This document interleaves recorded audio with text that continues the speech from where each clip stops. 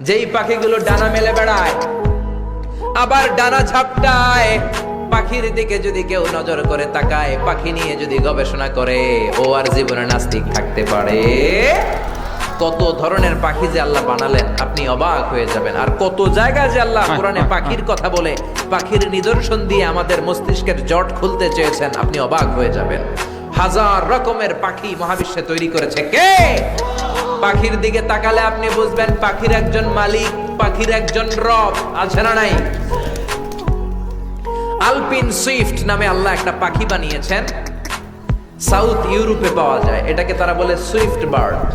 এই পাখিটা একবার যখন শূন্যে উড়াল দিতে শুরু করে, টানা 8 মাস উড়ন্ত অবস্থায় শূন্যে থাকে।